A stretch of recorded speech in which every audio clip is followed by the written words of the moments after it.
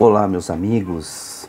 Mais uma vez estamos aqui reunidos para estudar o Evangelho segundo o Espiritismo. Estamos aqui no capítulo 5, Bem-aventurados os aflitos, tentando estudar e entender as provas voluntárias e o verdadeiro cilício. Hoje nós vamos fazer o item 28.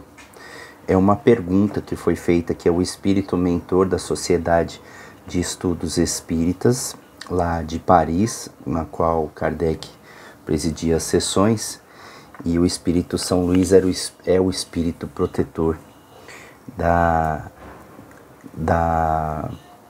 Sociedade Parisiense de Estudos Espíritas. Lá em 1860, foi feito para ele a seguinte pergunta: um homem agoniza, preso de cruéis sofrimentos.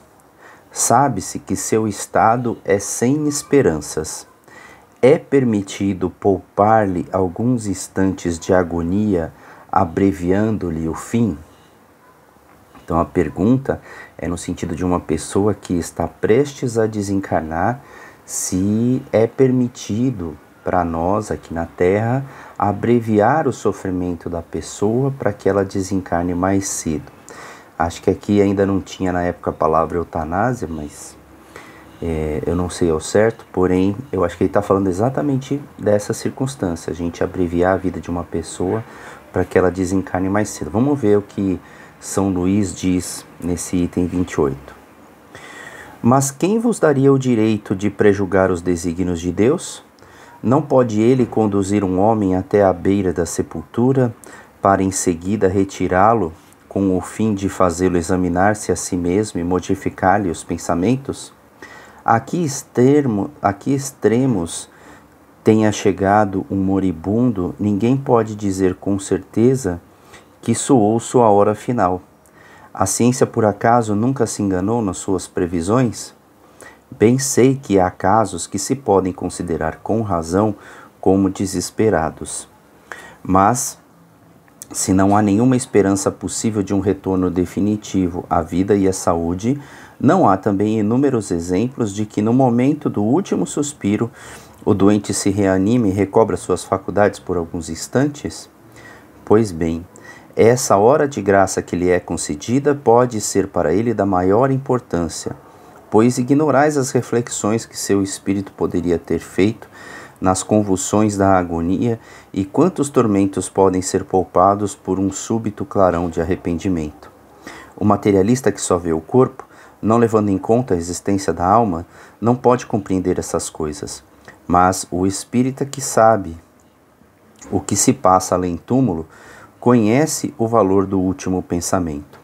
Aliviai os últimos sofrimentos o mais que puderdes, mas guardai-vos de abreviar a vida, mesmo que seja em apenas 1 minuto, porque esse minuto pode poupar muitas lágrimas no futuro.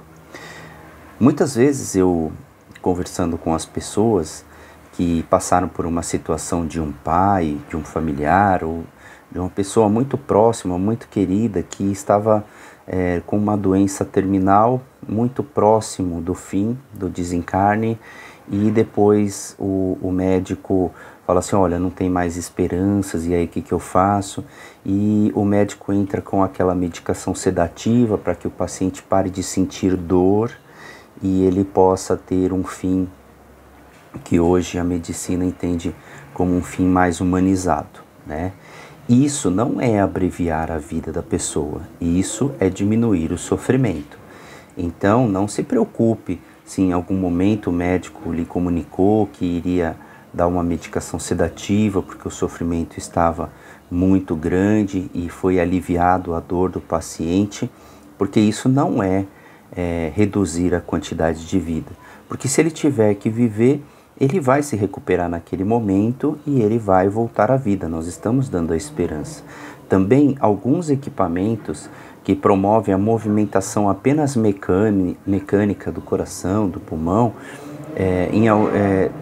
se tiver que o paciente voltar à sua recuperação normal, tudo bem, senão é só o equipamento que está mantendo ele vivo. Na verdade, ele já está desencarnado praticamente.